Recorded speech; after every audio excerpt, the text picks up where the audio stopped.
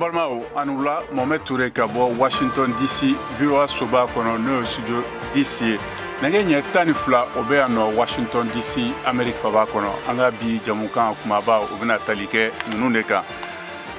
farikolo nyenaje kunafuni farafina gunka Côte d'Ivoire amino kunafuni labandama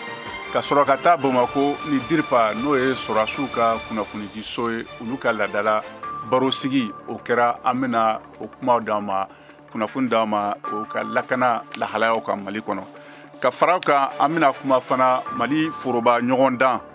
no tunkan ga boloda ko o bolodara o bɔra dɔgɔkɔrɔ barisabu a yɛra ko namara caman de yɛra a ko la politiki sira fan fana la fana amina kuma ni yɛlɛma politiki tɔn o ɲɛma dɔ ye n'o ye Musa Mara ye a bɛna hakilila di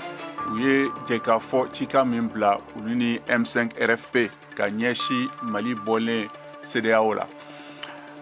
kuma ɲɔgɔnya malidenw ni ɲɔgɔn cɛ min fɔra jamanatigi fɛ colonel Assimi Goïta an bɛna taa Faransi fana n'a yɛrɛla k'a fɔ ko Mali kɔkan ko jɛkulu don n'o ye Conseil supérieur de la diaspora malienne en France olu ka tɔnden dɔ fana bɛna a hakilina jaabi d'anw ma o la an bɛ sɔrɔ ka taa Dakar Sénégal an bɛ kuma politiki gɛlɛya min bɛ jamana kɔnɔ ka fara Amérique jamana kɔnɔtala o kunkanko bɛ vote wasabulonba la ninnu de bɛna kɛ an ka bi jamukan kumabaw ye k'a lasaw ma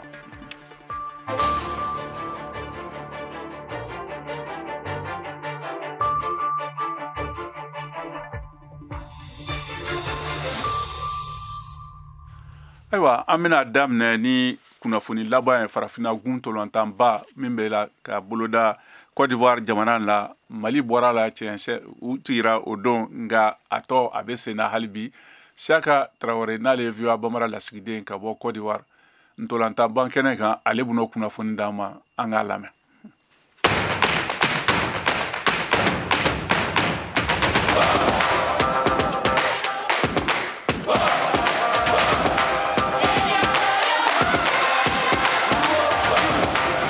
Farafina serantoronta ɲɔgɔn kun bɛ ba tago bɛ saba natɔ panko kelen ani ɲɛwawa bari a bɛ kuncɛ kari nata février kalo tile 11 san 2024 na Côte d'Ivoire jamana kan yan demi-finale ɲɔgɔndan fila bɛ tan sini araba février kalo tile 7 san 2024 na demi-finale ɲɔgɔndan fɔlɔ ni nɛgɛ tara 7 dana gosira Nigeria ale ni Afrique du Sud bɛ ɲɔgɔn sɔrɔ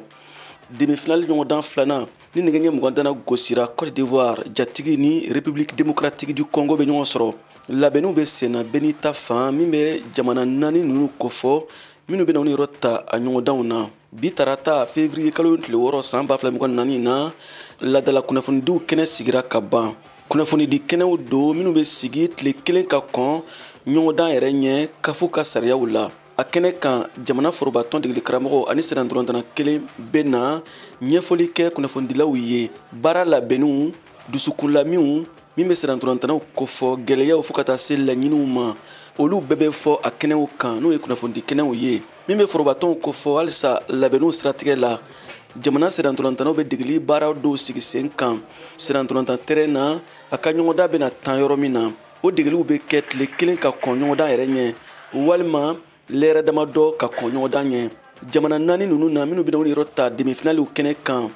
jumɛn bɛna ni yɔrɔ ta kari nata février kalo tile 11 san 2024 na finale kɛnɛ kan n'o ye CAN Côte d'Ivoire 2023 kuncɛ don ye mɔgɔ tɛ kɛ ala ye k'o dɔn min kɔni jɛlen don jamana 4 kelen-kelenna bɛɛ bɛ ka jɔnjɔn ɲini min bɛ CAN jɔnjɔn tako bɛ 74 in kofɔ Côte d'Ivoire jamana kan n'a ɲɔgɔndan bɛ senna kabini janvier kalo tɛmɛnen tile 13 san 2024 na Côte d'Ivoire jamana kan yan min bɛ se ka fara o kan Nigeria CAN jɔnjɔn 3 b'ale bolo ale bɛ ka ka 4nan ɲini Afrique du Sud CAN jɔnjɔn 1 b'ale bolo ale bɛ ka jɔnjɔn 2nan ɲini Côte d'Ivoire jatigi CAN jɔnjɔn 2 b'ale bolo ale bɛ ka jɔnjɔn 3nan ɲini République démocratique du Congo CAN jɔnjɔn 2 b'ale bolo ale bɛ ka jɔnjɔn 3nan ɲini ka segin ka kuma Mali forobatɔn kan aigliw ko don samatasɛgɛw olu taara so kabini sibiri tɛmɛnen février kalo tile 3 san 2024 na u bina quart de finale la Côte d'Ivoire ɲɛkɔrɔ Mali celu 1 Côte d'Ivoire celu 2 o y'a jaabi ye hakilina jiginna o de siratigɛ la Mali sɛnɛdɔrɔntan fédération ɲɛmayaso ka sɛbɛnna min tɛgɛnɔ bilara a secrétaire général Sidibé Kaye Magasa fɛ février kalo tile 4 tɛmɛnen san 2024 na a ye foli kɛrɛnkɛrɛn lase Mali sɛnɛdɔrɔntanaw ma Alpha Ka, VOA Torola, Bamako.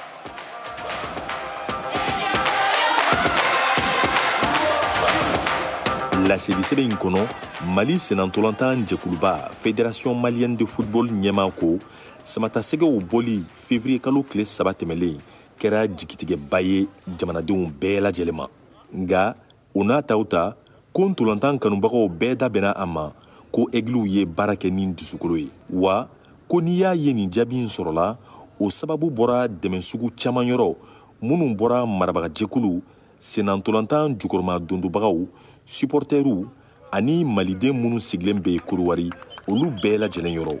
ka da o kan ko Mali marabagaw y'u se bɛɛ kɛ walasa ɛgiliw ka se ka ntolantan lafiya ani karama kɔnɔna na o kosɔn Senantolantan jɛkuluba FEMAFOOT ɲɛma ni a baarakɛlaw k'u bɛ donatɛmɛ fanga ɲɛma président Assimi Goïta marabaga jɛkulu maliden minnu sigilen bɛ Korogo San Pedro Buake k'u b'u bɛɛ lajɛlen fo u ka wulikajɔ la fo ka taga se maliden bɛɛ ma diɲɛ fan bɛɛ u ka dɛmɛ la ɛgiliw yɔrɔ min ye donatanaw yɛrɛ ye ni u ka degeli karamɔgɔw FEMAFOOT ko a ka laseli sɛbɛn in kɔnɔ k'u ka limanaya ta u ka nin kani bɔli in ko la ni k'u labɛn ka wagati nata ɲɔgɔndanw kɔnɔ Alpha Ka VOA Bambara tɔgɔ la.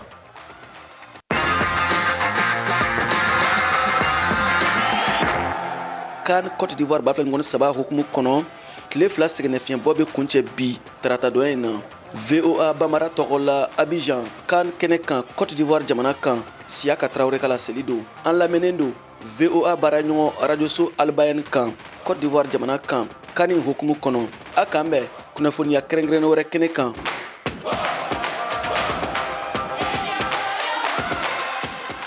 San bɛ segin ka taa Bamako DIRPA n'o ye Mali sɔrɔdasiw ka kunnafoni ni foroba tiɲɛ so kunnafonidi ɲɛmɔgɔ o ye a ka laada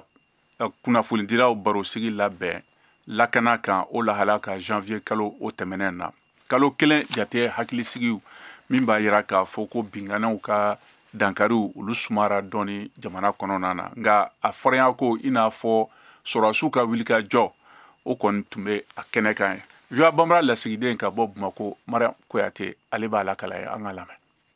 Mali Woromasiri tawbaw ka ni ladala kunnafonidi senfɛ o ka laselisoba ka kumada colonel Suleman Dambele ale y'a yira a ka kɔrɔfɔw kɔnɔ ko janvier kalo min tɛmɛlen filɛ ko jatigɛ walikɛlaw ma fangaba sɔrɔ o ka walejugu kɛtaw la i n'a fɔ kalo tɛmɛlenw. Kalo tɛmɛnen jatigɛ wale mɔgɔw u sela ka ataki damadama kɛ an finitigilakaw a kɛla an sigidaw la a kɛla an bɛ taama-taamaw la ani u bɛ mugujugu min don dugu jukɔrɔ u sela k'olu fɛnɛ kɛ ani u bɛ se ka gɛrɛndɛ min fɛnɛ siri an ka population civile la u sela k'olu dɔw fɛnɛ boloda kalo tɛmɛnen a ma kɛ komi décembre kalo an bɛ se k'a fɔ ko nɔgɔya kɛla dɔɔni basigi kɛla mais o t'a jira k'a fɔ kuma o kuma yɛlɛma bɛ se ka don kow la terrain kan. O janvier kalo kofɔlen kɔnɔ colonel Suleman Dambele ale y'a sɛbɛntiya ko wulikajɔ caman kɛla Mali soldasiw fɛ minnu yɛrɛ kɛla sababu ye ka dɔbɔ banbagaciw olu ka kɛwale juguw la. Mais an bɛ se ka mun fɔ mois de janvier tɛmɛlen ale kaleyala an ka taama bolow la kosɛbɛ ka tɛmɛ mois de décembre kan mun na parce que an ye taama caman boloda théâtre S n'o bɛ Gao Menaka, Kidal, Tessalit concerné, wulikajɔ camanba de kɛla o kɔnɔna na n'o ye drone ye n'o ye avion ye mais n'o ye sennamɔgɔw fɛnɛ olu ye wulikajɔ caman kɛ Kidal mara la Menaka mara la Aguelhok, Tessalit ani Lere o kɔnɔna na an sera ka mobili caman traquer jatigɛ wale mɔgɔw bolo ani k'u ka plan logistique n'u bɛ se ka carburant sɔrɔ u bɛ taama-taamaw kɛ cogo min n'i y'a ye bɛ boli moto la c'est que taji de b'i bolo donc an ye dangari k'u ka taji caman na an'u ka armes caman ani matériel ani terroristes yɛrɛ caman drakila a senfɛ. Kunnafoni jatigitanw o carili bɔlɔlɔsiraw fɛ a yirala ko bɛ ka gɛlɛyaba de don Mali soldasiw ka baarakɛtaw la ko sabula o kunnafoniyaw bɛ ka fangaba de di jatigɛ walikɛlaw ma. Mais a bɛ hakilina mun d'u ma a bɛ information mun d'u ma ani aw yɛrɛ bɛ fɛn minnu bila bɔlɔlɔw kan k'a partager o bɛɛ de bɛ se ka terroristes dɛmɛ u ka jatigɛ wale baara ninnu kɔnɔna na o de y'a to an b'a fɔ aw ɲɛna tuma bɛɛ n'a ye fɛn ye mun bɛ se ka yiran don maliyɛnw ni na mun bɛ se ka yiran don sɔrɔdasiw finitigilakaw ni na a kana partager parce que a bɛ terroriste jatigɛwale mɔgɔw de a b'olu de dɛmɛ u ka baara kuntanw kɔnɔna na. Dirpa ka ni ladala kunnafoni kuncɛ waati colonel Suleman Dambele ale y'a ɲini kunnafonidilaw fɛ fo ka taa se bɔlɔlɔkanna matarafabaw ma ko bɛɛ lajɛlen k'i janto kunnafoni jatigitanw jɛnsɛnni ma bɔlɔlɔsiraw kan. Mariam Kuyati ka lasilikan don ka bɔ Bamako VOA Bambara tɔgɔ la. Halisa Bamako kunnafoni b'a yira k'a fɔ ko foroba baara minisiri o ni sigida kumaɲɔgɔnya o laseli kɛ foroba baara o ɲɔgɔn dan dabila la. Ka da kan ko namara belebele dɔ de sɔrɔla o senfɛ. Kama sɔrɔ o kunnafoni sera ma fiɲɛ sira fɛ kunnafoni di sɛbɛn n'o ye Maliweb olu ka fota ye. K'a sɔrɔ jamana baarakɛla ka ɲiningali tun b'a jira ko jaabiw tun bɛna bɔ kɛnɛ kan. Minisiri y'a jira ko ni ɲɛɲini tilennen nin tiɲɛna ka ban. Kun ɲuman b'a la a bɛ nabara baara belebele dɔ sɔrɔli k'o fɔ. O tɛmɛnen kɔ minisiriw ye ɲiningali wɛrɛ labɛnni cɛbɔw hakili sigi ko don wɛrɛ bɛna da boloda kɔfɛ kiritigɛlaw bɛna wele fana yaasa u ka se ka sɛgɛsɛgɛli kuncɛlen kɛ a ko la. Alger bɛnkan o bannen kɔfɛ Mali bɔlen CEDEAO la yɛlɛma politiki tɔn ɲɛmɔgɔ o ni M5 RFP olu ye jaabi hakilinaw di jɛkafɔ cikan fɛ min gansira bololɔ kan walasa k'o cikan kɔfɔlen ni o kɔnɔkow dɔn VOA Bambara kunnafonidila n'o ye Modibo Dambele ale ye kuma ta ni Musa Mara ye ale ye yɛlɛma politiki tɔnden an k'u lamɛn. An bɛɛ b'a dɔn an ka farafinna tile bi yan fɛ kulu n'o ye CEDEAO ye an b'a dɔn ko fiɲɛw b'a la ko sanba jo tɛ kɛlɛ la ko tɛ wɛrɛ ci kun bɔ o de la anw y'a fɔ ko an kana an sen bɔ CEDEAO la ko fiɲɛ bɛ CEDEAO la ayi an ka to CEDEAO kɔnɔ k'a dilan bawo ala de y'an bɛɛ kɛ sigiɲɔgɔn ye farafinna tile bi yan fanfɛla ninnu na donc ni ala y'an kɛ sigiɲɔgɔn ye an tɛ kɛlɛ sira ta an b'a ɲini k'a dilan de an bɛ fiɲɛ ninnu dilan ɲɔgɔn fɛ o de la an y'a fɔ an ka jamana ɲɛmaaw ye ko halisa n k'u bolo da u dusukun kan olu wo ani u ni jamana minnu jɛlen don bi n'o ye Burkina ni Niger ye u k'u bolo da u dusukun kan an kana an fosi ka bɔ CEDEAO la tuma min na yɛrɛ fɛnɛ a fɔlen bɛ CEDEAO yɛrɛ fanfɛla fɛ ko olu fana bɛ fɛ an ka sigi ka fɔ M5 RFP ani yɛlɛma ka laseli a bɛ taala o yɔrɔ de kan ko an kana an datugu an kana an kɔ don fara ɲɔgɔn kan na tuma min na diɲɛ fan bɛɛ fɛ mɔgɔw bɛ ka fara ɲɔgɔn kan anw kana an kɔ don o la quoi anw mago bɛ dɛmɛw la an mago bɛ baaraw la gɛlɛyaw b'an ka jamanaw kɔnɔ donc an kana dɔ fara donni kan déjà an ye min fana fɔ ka fara o kan ko jamana ɲɛmaaw halisa u k'u dayɛlɛ u ka mɔgɔw lamɛn u kana sariya dɔw ta ani ka sira dɔw ta k'a sɔrɔ u ma mɔgɔw lamɛn fɔlɔ u k'u dayɛlɛ an ka ɲɔgɔn lamɛn u bɛna lahala minnu ta yanni u ko lahalaw ta peut-être n'u ye mɔgɔw lamɛn a bɛ se ka kɛ sababu ye ka mɔgɔw fara ɲɔgɔn kan u kɔfɛ quoi. Ka laseli senfɛ ni o ye Mali jamana faamaw ye ko CEDEAO ta a yɛrɛ ka sariyaw olu labato e ko u ka tugu CEDEAO kɔ e bɛ jaabili jumɛn di u ka ni lahala ninnu na u ye ni raison minnu fɔ. Tuma min na CEDEAO ye ɲangini ta ka se Mali ma olu ye ɲangini fɔ UEMOA fana ye ɲangini fɔ donc o la Mali taara tribunal la UEMOA ta fan fɛ UEMOA tribunal y'a fɔ ko Mali jo b'a la ko UEMOA man ka ɲangini kɛ ko UEMOA ka ɲangini ninnu wuli bon o baara sugu de ne t'u mago b'o sugu de la quoi c'est-à-dire ni CEDEAO ye fɛn kɛ siraw bɛ yen an bɛ se ka tɛmɛ sira minnu fɛ sariya kow b'o la diplomasi kow b'o la politiki kow b'o la mais n'an wulila dɔrɔn k'an kɔ don k'a fɔ ko an t'a la fɛn o fɛn mana na n'a ma kɛ anw ta fanfɛla fɛ dɔrɔn an b'a fɔ k'an t'a la tuma dɔw la an kelen bɛ to quoi an ka fara ɲɔgɔn kan jamana kɔnɔ wa an ka fara ɲɔgɔn kan ani jamana wɛrɛw ka fara ɲɔgɔn kan ne bolo jamana ɲɛmaaw yɛrɛ ka kuma caman na u b'a fɔ ko panafricanisme o kɔrɔ de ko farafinna jamana bɛɛ ka fara ɲɔgɔn kan Afrique jamana bɛɛ ka fara ɲɔgɔn kan n'i ma fili ka an fosi ka bɔ a la quoi mais fɛn dɔ jɛngɛnna a ma bɔn quoi ne kɔni bolo halisa kow ma tiɲɛ parce que hali n'i ye CEDEAO sariya yɛrɛ ta k'a lajɛ ni jamana ko k'a bɛ bɔ a la san kelen ɲɔgɔnna de bɛ baara bɛ kɛ pour que k'a lajɛ jamana ni CEDEAO bɛ se ka bɛn cogoya min na o san kelen de kɔfɛ o bɔlila in bɛ se ka sabati quoi donc ni kalo damadɔ ni dɔgɔkun damadɔ ninnu kɔnɔ an kana an datugu.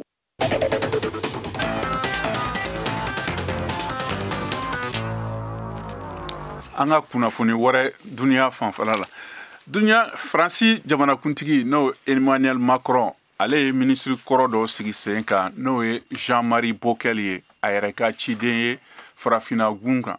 ka kɛɲɛ ni bataki min yɛra AFP fɛ tarata don na. Faransi ci jɛnjuroya o cogo caman cili la kotigɛbaliya caman kɔfɛ farafina kɔnɔ. Faransi sɔrɔdasi minnu tun bɛ jihadisu kɛlɛli baara la olu bɔra Mali, Burkina Faso ani Niger sɔrɔdasiw ka fangacɛni kɔfɛ nin san laban ninnu na. Bockel ka baara tun ye ka ɲɛfɔ jamana jɔnjɔn wɛrɛw ye a kun na fɛɛrɛw la minnu kan ka kɛ ka baarakɛ yɔrɔw la ka kɛɲɛ ni M. Macron ka bataki ye min yɛra AFP fɛ. Amerika cidenya so ɲɛma n'o ye Anthony Blinken bɛ taa fɛ hali bi a ka taama la arabu gun kan cɛmancɛ n'a kɔrɔnfan fɛ tarata don walasa ka ɲini ka marifaci dabila Israel ni Hamas cɛ Gaza mara la min laminen don ani min tiɲɛni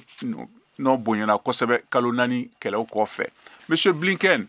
n'o ye nin taama duruna nin daminɛ Arabi Saoudite jamana la tɛnɛn don kabini kɛlɛ daminɛna octobre kalo la o tile 7 na a ye jamanakuntigi Abdel Fattah al-Sisi kunbɛ Misra n'o ye Egypte jamana ye tarata don ka sɔrɔ ka taa Kadar. O kɔfɛ a ye taama nin tɛmɛ Israel min na mara minɛnenw na Cisjordanie maraw fana kɔnɔna na.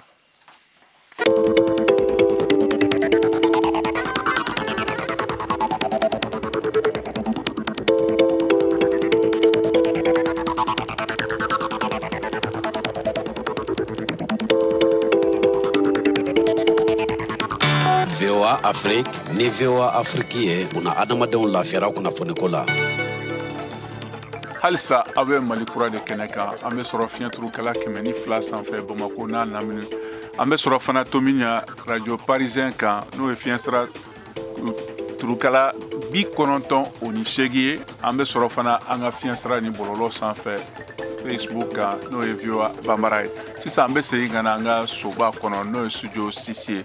An bɛna taa ko sigidadenw Mali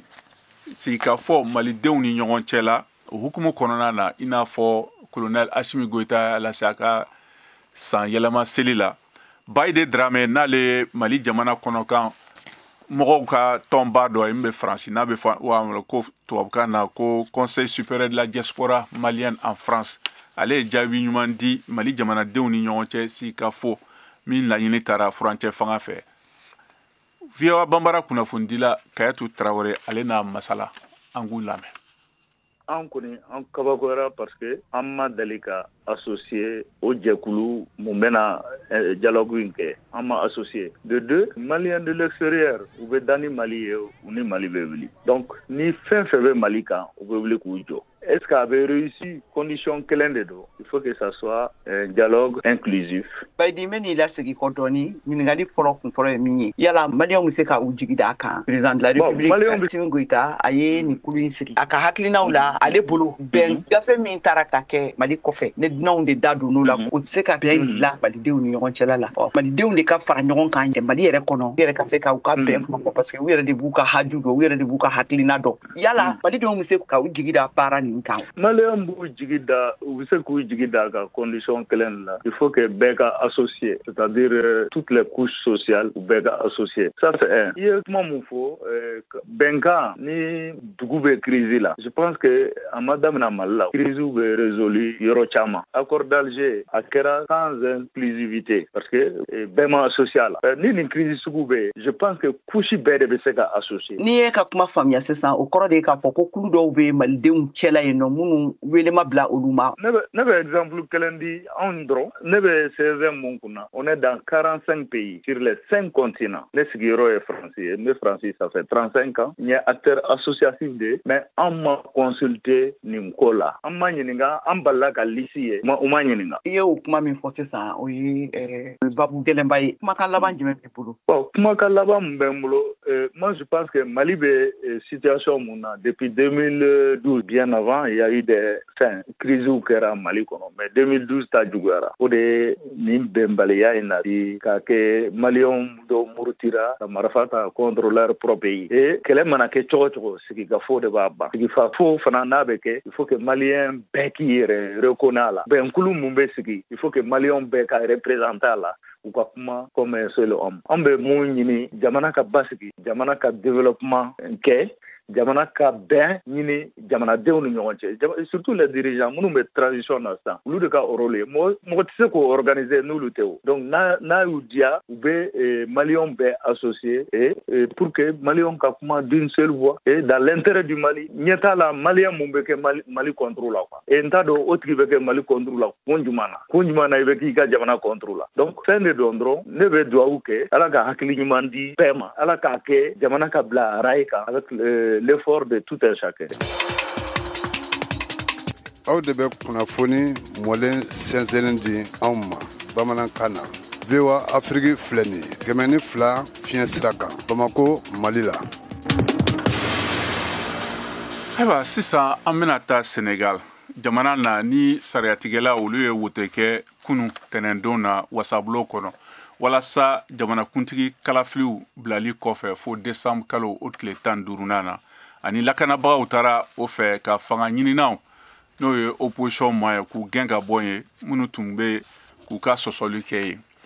O cogo la jamanakuntigi n'o ye Macky Sall o tun bɛna to fanga la kalo caman kɔnɔ fo a nɔna bila ka sigi sen kan. Kɔrɔfɔlaw y'a wale ni wele ko jamana sigi bolo fanga tiɲɛ n'o ye coup d'état constitutionnel ye ka bɔ Dakar a bɛ nɛgɛjuru kan an balimakɛ Nama Jara n'o ye VOA Bambara lasigiden o b'ale bolo nɛgɛ kan. Nama i ni wula. Mohamed i ni wula VOA Bambara lamɛnbagaw n'a kanubagaw bɛɛ lajɛlen ni wula. I ni ce o la. Ayiwa ko laban jumɛn kɛra kɛnɛ kan ye Dakar walima Senegal bɛɛ. Wala i y'a fɔ komi i y'a fɔ cogo min na kabini kunu Senegali wasadenw u ye jamanakuntigi kalata bila décembre kalo tile 15 n'a tun laɲinina jamanakuntigi Macky Sall fɛ. Fanga wasadenw dɔrɔn de ye ŋaniya in wote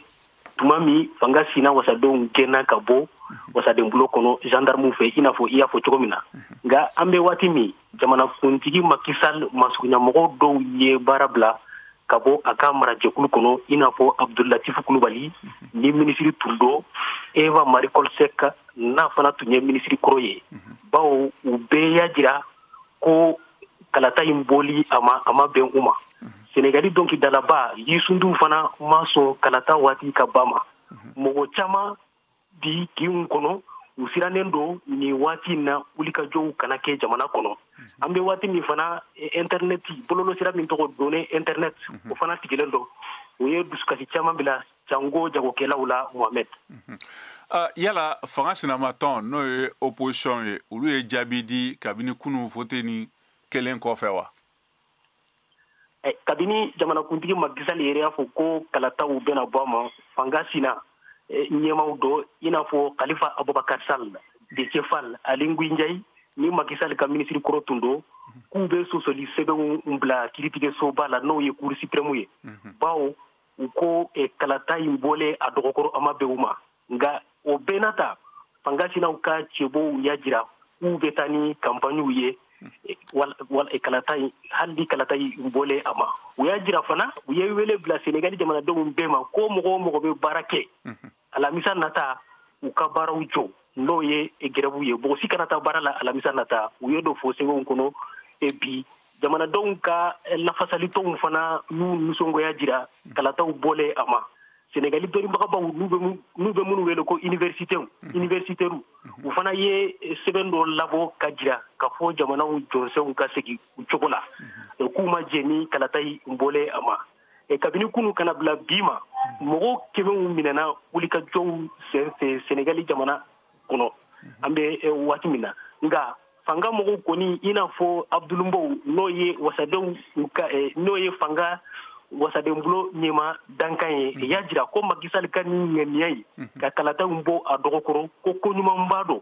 k'a bɛna kɛ sababu ye minnu sen bɔra jamanakuntigi kalata la sariyasunba fɛ n'a man kan u bɛɛ bɛna kɛ cɛbɔ ye décembre kalo tile 15 nata la Mohamed. A yɛrɛla fɔ k'a fɔ ko yɔrɔ sumalen don ni waati kɛrɛnkɛrɛn na Dakar ni Senegal fan fɛ. E fɛ o sɔrɔla mun fɛ? Kabini kalata in waati fɔra wasadenw fɛ a bɛ komi mɔgɔw jigi misɛnna de o kama an bɛ waati min na dugu caman bɛ yɔrɔw sumayara nka siranya bɛ mɔgɔw dusukun na jamana yɔrɔ bɛɛ la nin waati na bawo o y'a jira ko Senegali min ye misali ye bɛɛ fanga la farafinna tigɛ bi yanfan na o kɛra jigilatigɛ ye bi Mohamed ka jira mɔgɔw la ko Senegali wasadenw kɔni ye jamanakuntigi kalata waati bila décembre kalo tile 15 la nka min tora n'a bɛna kɛ waati nataw la o de ye sariya sunba fana ka kan ka ŋaniya in waleya n'a ma waleya kalataw tɛ se ka kɛ décembre kalo tile 15 hali n'a y'a sɔrɔ wasadenw bɛnna kan ɲininkaliw bɛ yɔrɔ min na mɔgɔw da nin wagati na yala sariya sunba bena wasadenw ka laɲini waleya wa bawo mɔgɔw ka dɔn sariya sunba kelen sariya sunba tun jalakira jamanakuntigi Macky Sall fɛ ko a ye yuruguyurugu kɛ bawo cɛbɔ min tɔgɔ Karim Wade ni double nationalité tun b'a bolo n'o ye jamanadenya sɛbɛn fila tun b'a bolo ko u y'a bali ka sɔrɔ muso dɔ bɛ n'o ye Rose Wardini ye ko o double nationalité kelen tun b'ale fana bolo nka sariya sunba y'a sɛbɛn nti Macky Sall y'u jalaki kosɛbɛ o la o de y'a to a ye ko in lase wasaden bolo ayiwa i ni ce o la Nama ni diyara n ye kosɛbɛ ni tun ye an ka lasigiden ye ka bɔ Dakar Nama diyara ye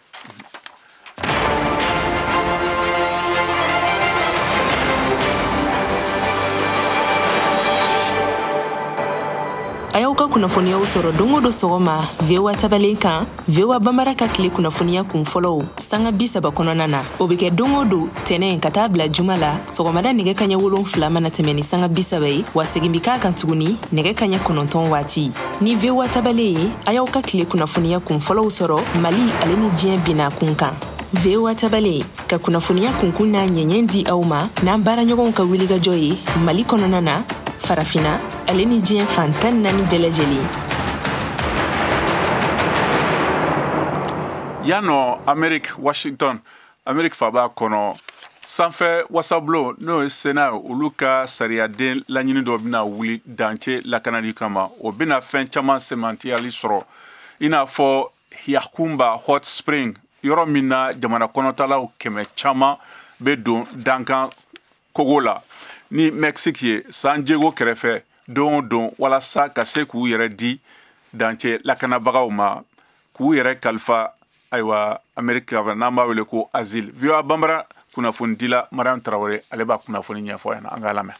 wasablon ka sariya kura telima dɔ Ameriki dancɛkow kun kan walasa taamaden minnu ni olu bi bɔ diɲɛ fan wɛrɛw fɛ n'u bɛ tɛmɛ sira kolonw fɛ ka sɔrɔ yamariya sɛbɛn t'u bolo ka na Ameriki dancɛ la olu kana se ka don kolo min sigilen don ni taamaden ninnu ka hakɛw koɲɛ kunna bɛɛ jɛlatigɛli lajɛ baara dɔw la min bɛna to senna ka se tile 90 ɲɔgɔn ma n'o kan ka kɛ ni hakilina dɔw lajijali ye ani k'a damakɛ ye o kɔfɛ ko sɛgɛsɛgɛli ɲɔgɔndan baara wɛrɛw bɛna sigi sen kan a koɲɛ kan walasa ka se ka hakilina ɲuman dɔw ta min baaraw kan ka to senna kalo damadɔ fo ka taa se san caman ma a sariya sen ni a bɛ wele ko projet de loi labilali baaraw kan ka kɛ ni dollar wari miliyari 118 ye n'o jalatigɛli wotew kan ka kɛ Ameriki wasablon fɛ ko walasa ka dɛmɛ don Ameriki ka dancɛkow ma ani fɛnɛ dɛmɛ ka se ka lase Ukraine jamana ani Israel ma ni sɔn kelen t'o ma Ameriki fanga sinamatɔnw fɛ n'o ɲɛmɔgɔya bɛ jamanatigi kɔrɔ Donald Trump bolo ani ka fara a kanubagaw ani a nɔfɛkuluw kan olu minnu kelen don ka ni sariya kura in yira i n'a fɔ fugariya ka taa Ameriki jamana ka demokratiw ka bɛrɛbɛrɛli tɔn fan fɛ ko ni olu kelen don k'u ka hakilina yeta dɔw sigi sen kan ka ɲɛsin senatamalaw ka nin hakɛ ninnu ma ko n'u sera ka pan nin gɛlɛya ninnu kunna ko ni sariya sen kura in bɛna sɔn ka ɲagamin don u ka baaraw taabolo la min bɛ tali kɛ senatamalaw